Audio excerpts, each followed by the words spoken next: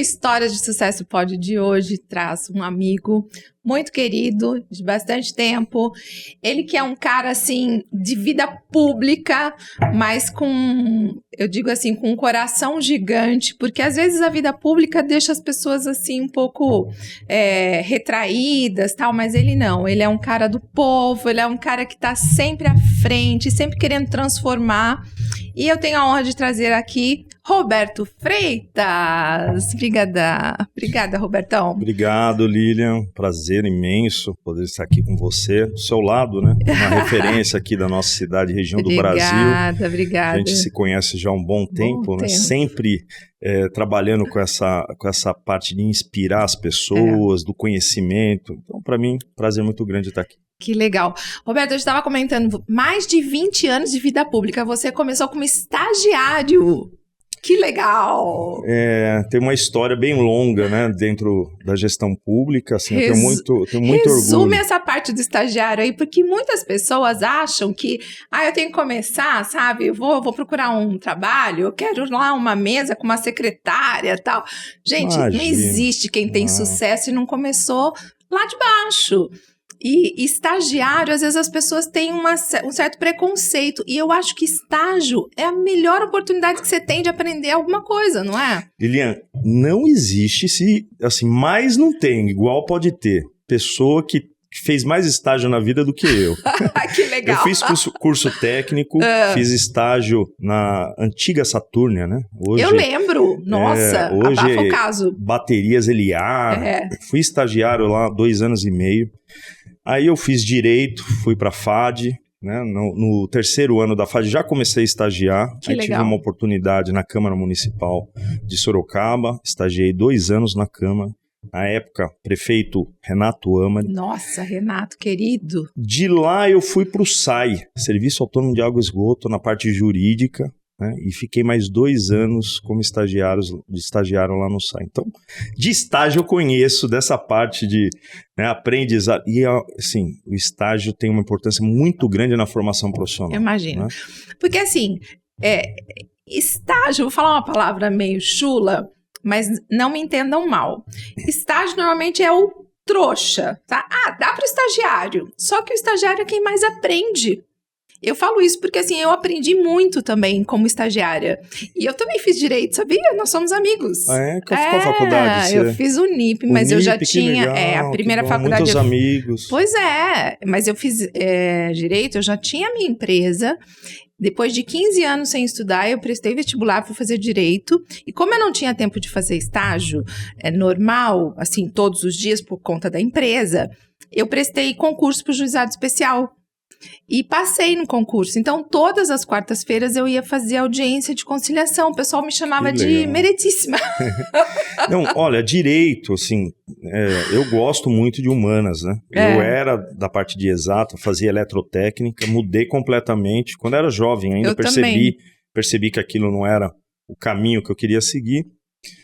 Mas o Direito, assim, é uma matéria que abre a sua mente para o mundo. Sem dúvida. Né? Você tem conhecimento diverso que você aproveita ao longo da sua vida, até hoje. Né? Você tem OAB também ou não? Eu não tenho ordem, eu nunca tive a oportunidade de fazer a prova da ordem, né? Porque eu saí da faculdade, já fui para um emprego, já fui para outro, e isso impediu de falar, eu quero advogar, mas sempre trabalhando com consultoria jurídica, análise, no Senado, por exemplo. Eu era o responsável por todos os projetos de lei de algumas comissões lá, bem importantes. E o que me deu base para isso foi o Direito. O Direito e toda a sua bagagem de carreira pública.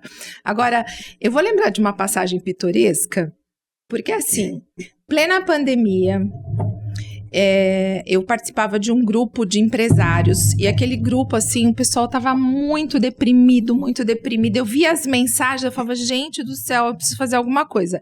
E eu resolvi ligar para o Roberto. Você lembra disso? Sim. Eu liguei para ele e falei, Roberto, vamos fazer uma live solidária. O Roberto era presidente do Parque Tecnológico naquela época. E ele, mais louco do que eu, ele fala... Olha, gostei dessa ideia, porque na época tava na época da live dos sertanejos, lembra? Exatamente. Que eles ficavam fazendo live durante 5 horas. Como que você... Eu falo, é um louco chamando outro louco. E deu muito certo aquilo, Sabe né? quem sofre com a gente? Nós temos esse espírito, né? criativo, de aventura, de topar, são as pessoas que trabalham com a gente, né, meu? Porque do nada você vem com uma ideia, mas quando? Amanhã já. Amanhã E eu lembro que a Lília ligou, né? Era um momento, todos lembram disso, a gente não sabia o que fazer. O Parque Tecnológico naquele período estava num momento muito bom, a gente estava colocando 2.000 pessoas lá em eventos, trazendo pessoas de renome para a gente mudar a mentalidade, né, das pessoas, principalmente do jovem. E aí a Lília me liga, fala, viu, tá tudo parado. Eu falei, Lília, tudo parado, tudo fechado, a gente não pode fazer nada. Ela falou, topa fazer uma live? Eu falei, mas eu não conheço. Não, eu conheço as pessoas, vamos trazer Geraldo Rufino, a gente vai trazer... E aí você trouxe vários nomes dentro desse... E você complementou também, né, com alguns lá do parque. Que já tinham passado, né, pelo parque. A gente fez um eventaço de 4 horas de palestras. Eu não tenho mais acesso à rede do YouTube lá do parque. Mas eu lembro que a última vez que eu vi, mais de 10.000 pessoas já tinham assistido, né, aquela live, que trouxe nomes renomados falando sobre inovação, falando sobre o futuro. Eu lembro que a gente trouxe um futurista. Isso mesmo, falando das tendências. E assim, foi realmente... Foi legal, Ivan Moré. Enfim, foram vários personagens que naquele momento, eu tenho certeza, fez a diferença na vida de muita gente. Fez, porque eu recebi muitos... o pessoal falava assim, viu, mas como vocês conseguiram fazer isso? Porque tá tudo parado. E você ainda separou o pessoal da técnica com todo cuidado, né? Você fica aqui, você faz aquilo. A gente separado em salas, para não ter perigo de contágio. Histórias, né? Que coisa boa. Como Mas é isso, bom. Eu acho que a dificuldade, esses dias eu escutei um podcast, inclusive, ele falava que a dificuldade, a crise é uma oportunidade de transformação. Toda crise te dá uma oportunidade de você se transformar. Sem dúvida. Né? Então você passa por um momento difícil e aquilo te transforma. Ou para pior ou para melhor. E essa crise, né, que a gente enfrentou, acho que teve muitas coisas boas, né, uma fase que a gente quer esquecer da humanidade. Da fatalidade, né? Claro, mas a gente aprendeu muito com tudo sem isso. Dúvida, né? E eu tenho certeza que o ser humano saiu melhor olhando olhando para trás. E o ganho também que a gente teve em nível de mídias. Porque todo o que foi desenvolvido nesse período demoraria, 5, 10 anos para se desenvolver. E, no entanto, foi muito rápido. Hoje a gente colhe muitos frutos disso, né? Hoje é normal para nós fazer reunião online, né? Simplificou a vida, não é? Eu tô dentro do carro, às vezes fazendo reunião, e às vezes a gente tinha que sair daqui para ir para São Paulo, ir para outro lugar, para conversar meia hora, 40 minutos e pegar o avião, voltar, pegar o carro. Para que isso, né? Hoje a gente tem... Isso é uma das... Mas eu acho que a parte afetiva, e eu acho que isso você entende bem, porque você trabalha bem essa parte emocional, também. Sem dúvida. De a gente tá mais com as pessoas, a gente valorizar as pessoas que a gente ama, não deixar para depois. Né? Toda a família teve um perrengue de alguém que conheceu, que está no internado, que ou partiu, infelizmente, ou que passou por um momento difícil nesse momento. Então, essa é uma lembrança muito boa. De vez em quando o Facebook lembra, assim, faz 3 anos que vocês fizeram a live, né? E você fala, nossa, nem parece que faz tudo isso, né? Parece que foi ontem. E tá aí. E aquilo, a idealizadora desse projeto foi você. Eu só comprei não existe ideia. Não existe ideia. Existe ideia e execução. Uma ideia sozinha, eu aprendi lá no Vale do Silício, uma ideia sozinha é 0. Né? Então, assim, se não tem uma pessoa e uma união de propósitos, uma ideia não vale nada. Então, isso eu devo a você, porque você visualizou a possibilidade e fez acontecer, né? Com toda a estrutura ali.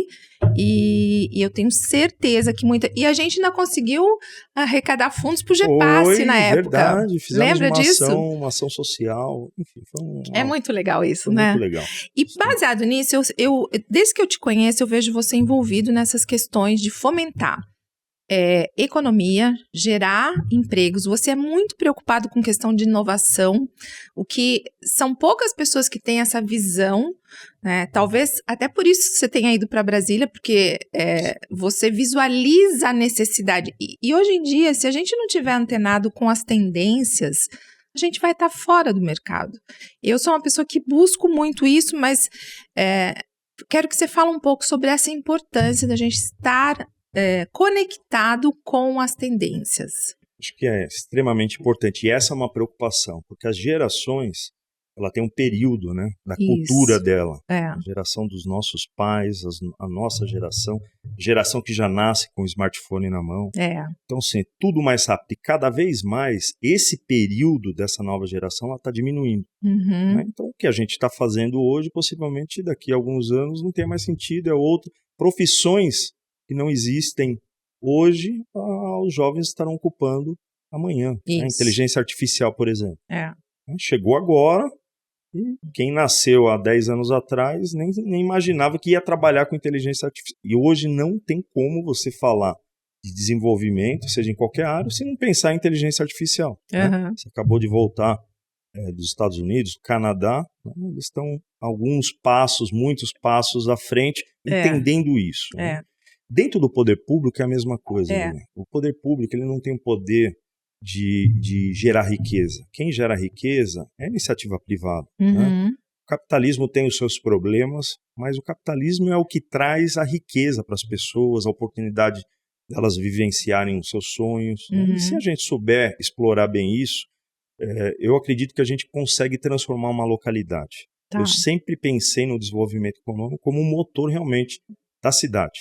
Então, por que não desenvolver uma mentalidade? A gente não precisa o prefeito X, o prefeito Y, a gente precisa de alguém que tenha uma mentalidade de abundância, uma mentalidade de desenvolvimento, uma mentalidade que mude a cultura da cidade. A gente sempre foi preocupado com a cultura da inovação. Dentro do Parque Tecnológico, eu tinha uma frase que eu falava para os nossos colaboradores, né? Cada jovem é uma startup. Olha, que legal. Então, quem desejar abrir uma empresa aqui em Sorocaba, não pode ter dificuldade.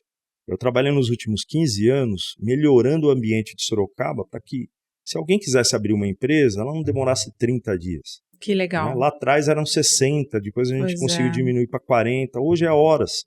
Se a atividade não for uma atividade de risco, né, na mesma hora ela já sai com seu CNPJ e pode empreender, mas não pode empreender de qualquer jeito.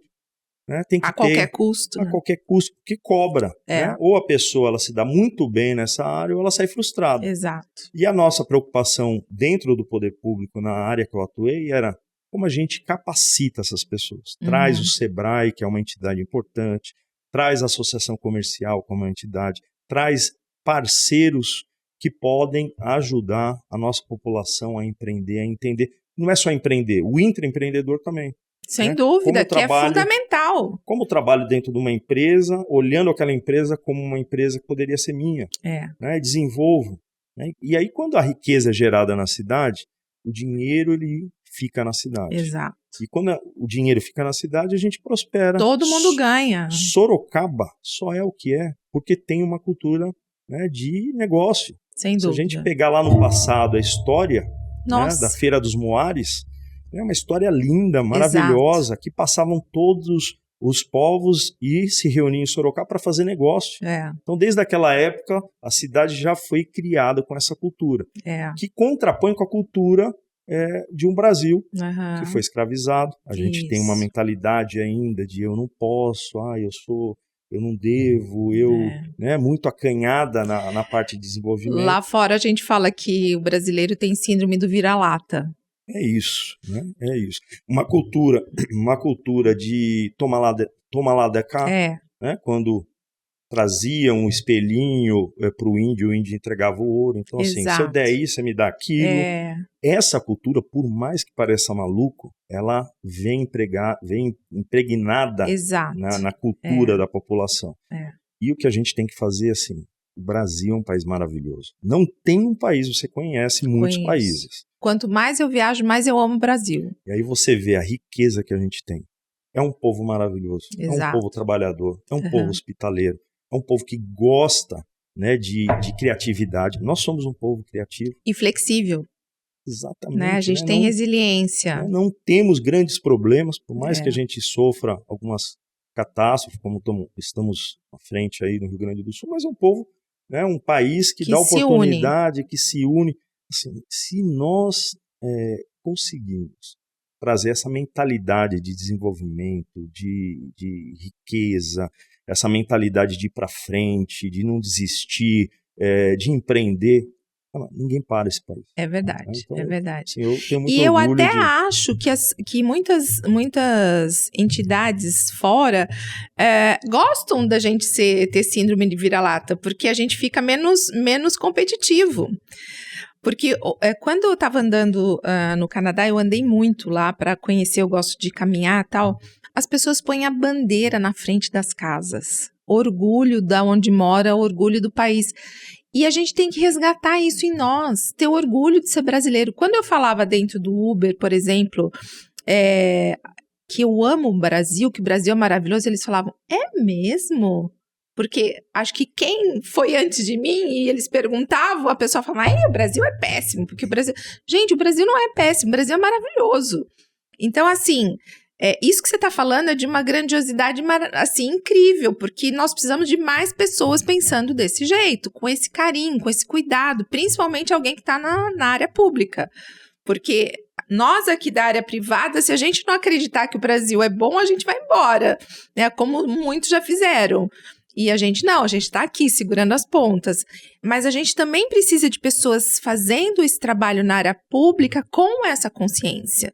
Né, que tem essa consciência para favorecer não só o pessoal que está fomentando a economia, mas quem está também dependendo da economia, que tem muita gente que depende. Né, as pessoas menos abastadas, as pessoas que precisam mesmo do poder público na questão de saúde, enfim. Tantas áreas que são necessárias, né? E eu fico feliz de saber que você tem essa...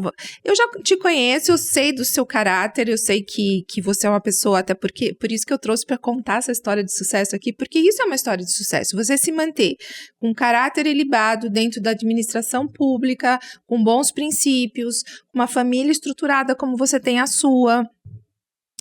com mensagens sempre, eu vejo os vídeos que você grava, com mensagens de otimismo, com mensagens que elevam o ser humano, porque quando a gente gera prosperidade, a prosperidade, ela emana na nossa vida também, e você sempre teve esse cuidado, né?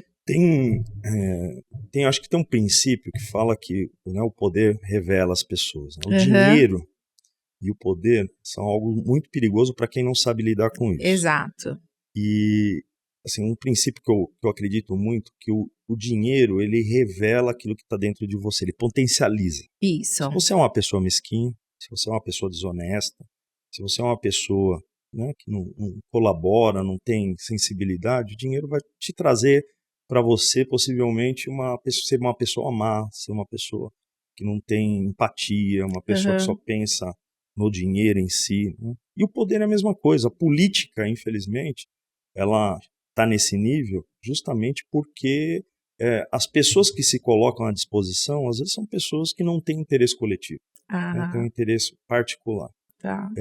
E nós estamos aqui para fazer essa diferença realmente, de transmitir. Eu acredito que Deus não tem projeto particular, Lili. Deus tem projeto coletivo. Exato. Né? Quando você olha para as pessoas, e não é um jargão, né? Porque a nossa vida é assim, Deus vai colocando as pessoas no nosso caminho para que a gente possa ser ponte, possa ajudar. Exato. E quanto mais a gente ajuda, por isso que eu tenho certeza que Deus tem projeto coletivo. Quanto mais a gente ajuda, quanto mais a gente faz, mais a gente é abençoado particularmente. É isso. Né? Então, quando a gente doa, a gente recebe. Né? E a gente nunca ganha de Deus em dar, né? E não é uma troca, é algo natural. É natural. Né? Você não faz para ganhar, você ganha por que fez. É algo natural, é uma, vamos dizer assim, é uma contabilidade divina mesmo. E que a gente não precisa nem se preocupar com o saldo, porque ele está lá. Aqui você fez, aqui você recebe, aqui você fez ou aqui você paga, e assim vai, a contabilidade de Deus, né? Eu acredito muito nisso, né? Eu faço parte de uma igreja quadrangular, desde criança, tudo que eu sei, que eu aprendi, foi dentro desses princípios. Igreja nada mais é do que você ser uma pessoa boa. Exato. De você servir, isso. Né? De você olhar os ensinamentos, todos os princípios hoje que estão dentro da administração, seja qual for, ela tem princípio bíblico, né? Você traz histórias bíblicas que te dá um contexto de como você se comportar em qualquer área da vida. Né? E eu tenho três coisas que eu falo sempre para os jovens. Né? A eternidade é real, eu acredito muito nisso. Eu também. A vida é muito curta. Sem dúvida. A gente está passando aqui um período e passa muito rápido. Muito rápido. Ontem a gente tinha 18, querendo fazer 18, hoje a gente não quer fazer mais aniversário. Não, eu acho que eu sou uma das poucas pessoas que gostam de ficar mais velha, mas tudo bem, fica para a próxima. E você vai prestar conta daquilo que você faz. Verdade. Ponto. Se a gente tiver noção bem disso, né, de falar, puxa, não estou aqui à toa, né, eu tenho um plano maior do que isso. A vida é muito curta, gente. Para de ficar brigando, para de ficar sendo uma pessoa mesquinha, sendo uma pessoa ruim. E você vai prestar conta. Com certeza. De tudo aquilo que você está fazendo. É verdade. Né? E essas duas, anterior a essa, é consequência do que você faz. Né? De quem é você, de como que você trata as pessoas, como que se você é uma pessoa boa, se você tem uma autoliderança das emoções. Exato. Né? A vida ensina muito a parte técnica. E esse é um problema sério do Brasil. Né? Quando a gente fala educação financeira, por exemplo. Né? Que escola que ensina educação financeira se você não fizer economia e administração? Todas as demais profissões não ensinam como você fazer gestão de recursos. Né? Não ensina comportamento. Não adianta você ser muito inteligente e ter um comportamento desregulado. Eu vejo, eu sempre falo na empresa, inclusive, você é contratado pelo seu currículo e é admitido pelas suas ações. Né? Porque currículo não quer dizer nada. Então, são as suas ações dentro de uma organização que vai definir a sua longevidade dentro dela. Né? Então, assim, uma pessoa, muitas vezes, que não tem tanta capacidade técnica, mas ela é ensinável, né? Ela tem bom caráter, tem boas ações, é muito mais fácil de você mantê-la, assim, por bastante tempo dentro de uma empresa. Eu tenho aí colaboradores que entraram comigo com 14, 15 anos, então hoje são gerentes, ou seja, foram ensináveis. Você vê aquele caráter ali, né, de princípios, tal, é muito legal isso. Agora tem pessoas que vêm com um currículo maravilhoso, mas assim, na primeira oportunidade você fala, não dá, não combina com os nossos valores internos.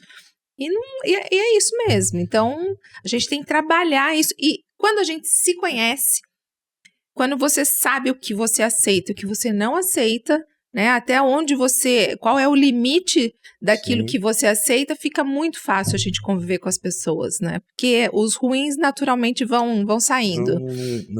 A gente não consegue, né? Não. Eles não conseguem conviver com a gente não consegue também conviver com eles. Não né? dá. Então, assim, princípios, aquelas 12 passos, 12 princípios, tem muita gente, mas tem princípio que muda a vida da pessoa. Sem dúvida. Se a pessoa entender aquele princípio, né? Eu tenho um, por exemplo, ser gestor de problema.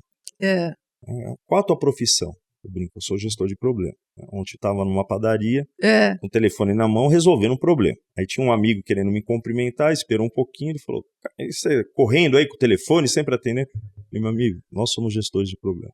Né? Tudo que acontece, o cachorro latiu diferente, vão ligar para você, né, para o meu cachorro, mas isso é bom, né, porque enxerga em você uma liderança. Exato. E quando a gente aprende que nós somos gestores de problema, tá tudo certo, porque a gente vai ter problema na vida.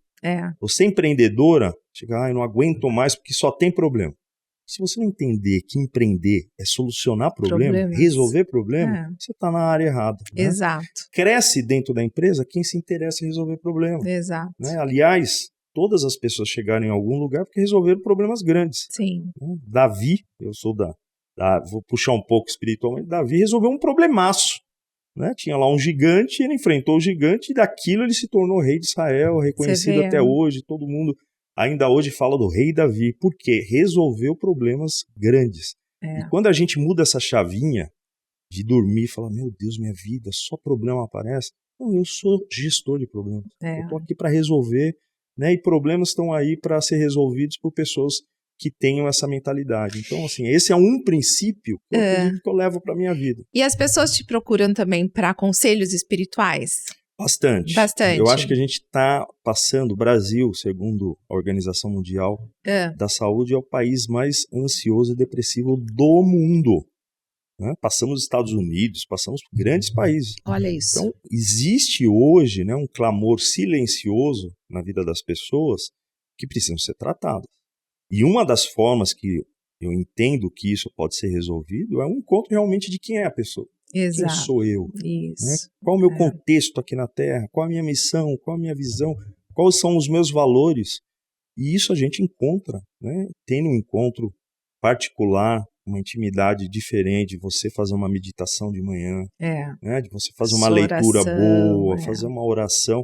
Isso tem que estar dentro do nosso dia a dia, porque a vida vai nos levando numa correria frenética. Exato. Esse celular que resolve muitos problemas para nós, nos traz muitos problemas. Com certeza. Né? Você fica num looping ali de informação, você senta num sofá 7 horas da noite, quando você vê 10 horas, 11 horas, 1 hora, 2 horas, você viu muita coisa e não viu nada. É muita informação e pouca retenção. Exato. Né? Você acorda no outro dia, você não lembra o que você viu, um vídeo legal, uma mensagem legal. E o que as pessoas estão fazendo com tudo isso? Estão deixando elas ansiosas, estão deixando elas cada vez mais depressivas. Então, o país hoje precisa realmente, né, de uma válvula de escape, e eu não tenho dúvida nenhuma que essa saída é ter um momento de solitude com Deus, assim. Né, de você, nossa, sem dúvida. De você pegar um período e falar assim, deixa eu parar. São os pilares, né? Eu falo no livro. Você tem que ter os pilares da sua vida. Se um pilar não tiver estruturado, ele vai comprometer os demais, porque ele faz parte da base. Então, o pilar espiritual, quando ele não está estruturado na sua vida, ele vai comprometer os demais, de uma forma ou de outra. E tenho uma dúvida agora, tenho uma curiosidade. Você tem intuição aguçada? Porque eu vou te dar um exemplo. Às vezes eu lembro de uma pessoa, do nada, ela passa na minha mente. E por algum motivo eu ligo, tá tudo bem?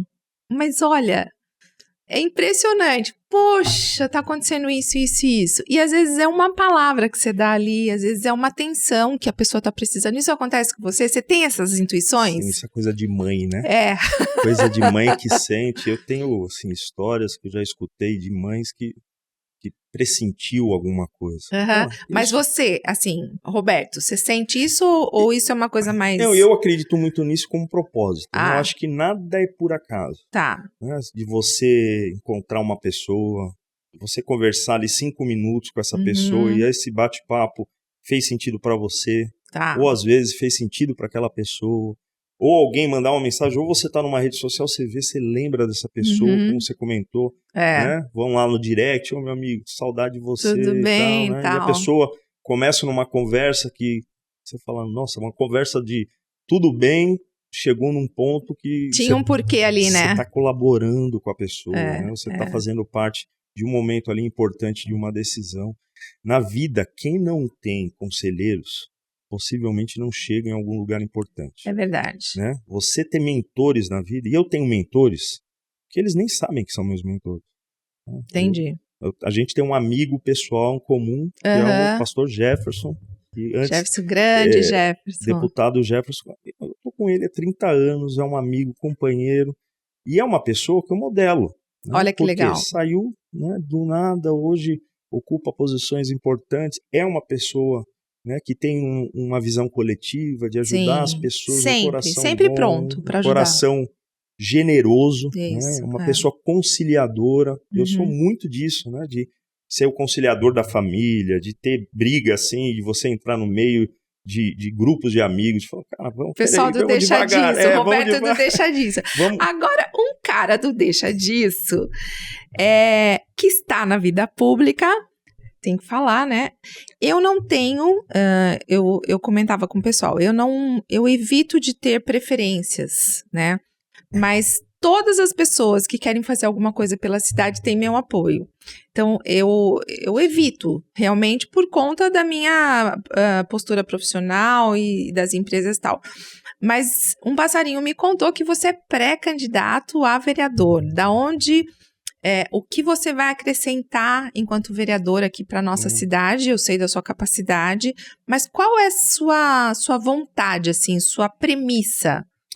Eu vou voltar um pouquinho, né? Tá. Na vida a gente toma algumas decisões importantes que eu chamo de DDD. Tá. Né? Definições que definem o destino. Tá. Algumas decisões que a gente toma mudam a nossa vida por completo. Casar muda a sua vida, você escolher uma profissão, às vezes um emprego que vai te levar para outro lugar. Então, na vida, a gente toma decisões grandes. Toma as pequenas, que são importantes, né? São aqueles hábitos atômicos que ao longo de 10, 15 anos muda a sua vida. Exato. E tem as grandes, que a gente está enxergando muito bem. Eu passei mais de 20 anos aqui em Sorocaba, pude contribuir com a cidade. Trabalhei em gestão Renato Âmara, Vitor Lippe e outras gestões. Trabalhei para o desenvolvimento econômico aqui, para as pequenas empresas, compras públicas voltadas para as pequenas empresas, que faz a diferença enorme no desenvolvimento de uma cidade. Tive a oportunidade de ser secretário, ser presidente de um parque tecnológico. Quando acabou essa fase, o então ministro Marcos Pontes me chamou para ir para Brasília. Eu lembro disso. E você estava numa posição privilegiadíssima lá, né? Assim, olha, atendendo... Não, fui para um ambiente assim, totalmente diferente, que acelerou muito o meu crescimento. Né? Às vezes a gente acha que sabe um pouquinho.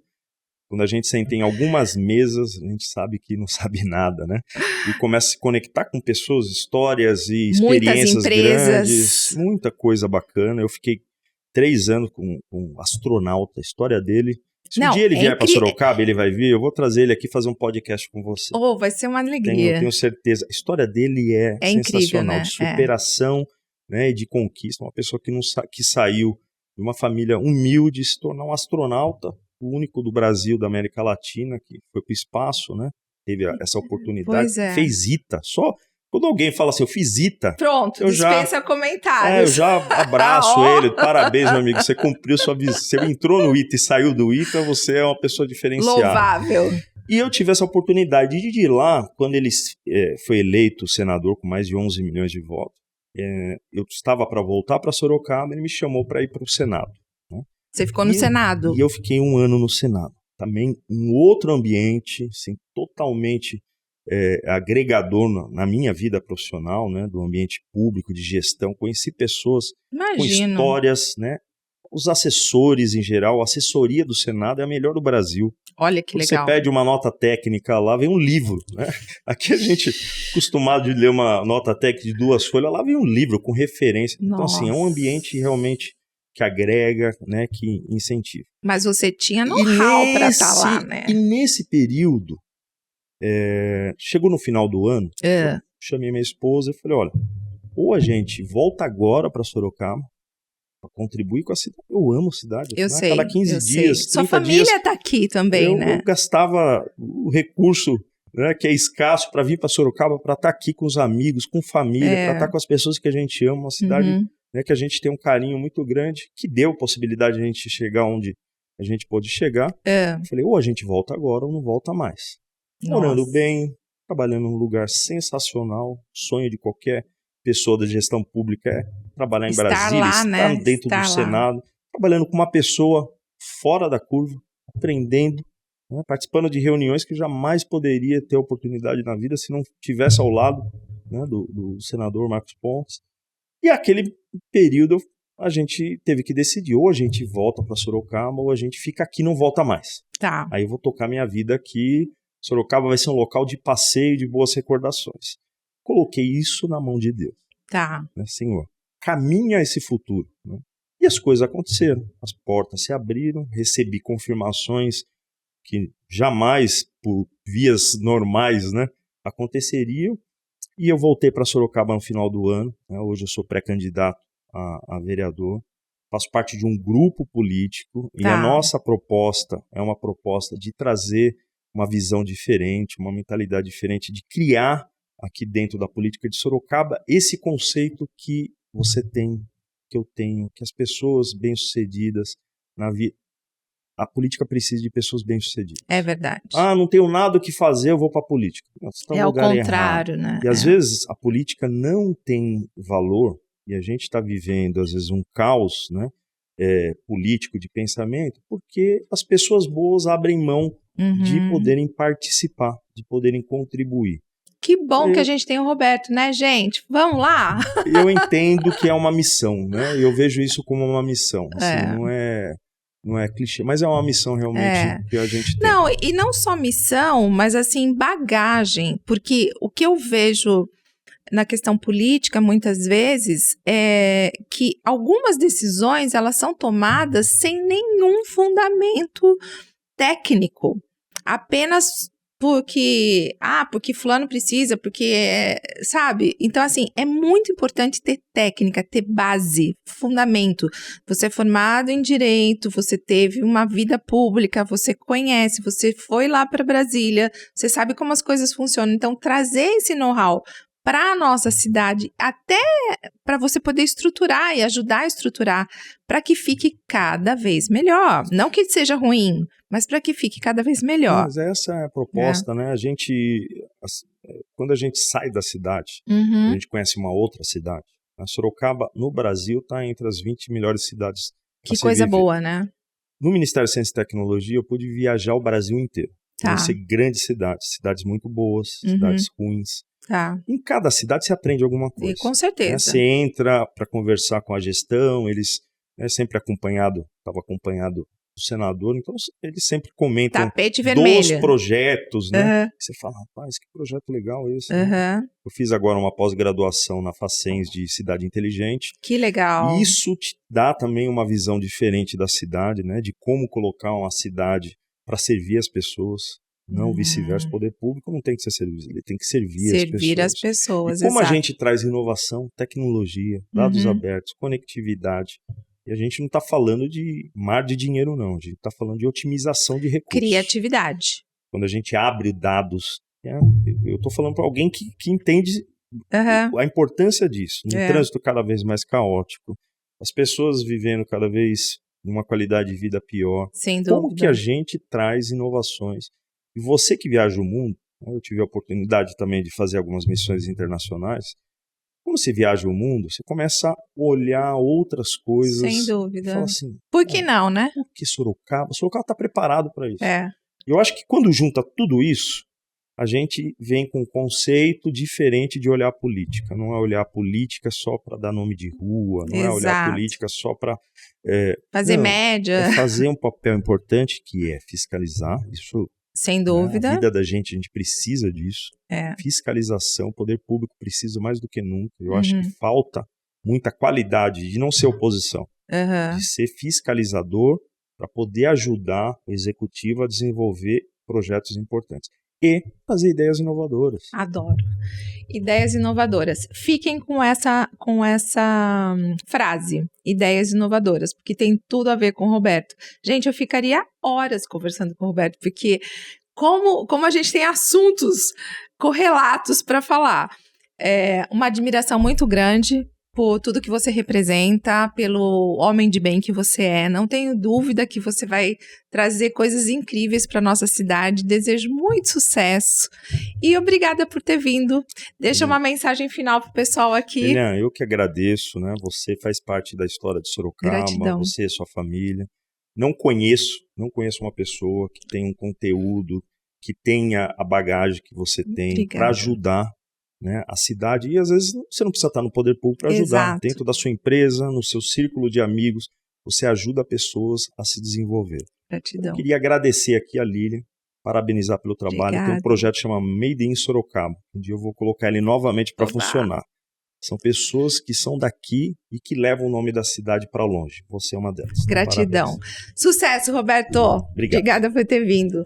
E com vocês, mais essa incrível história de sucesso pode. Vejo vocês no próximo episódio. Até mais.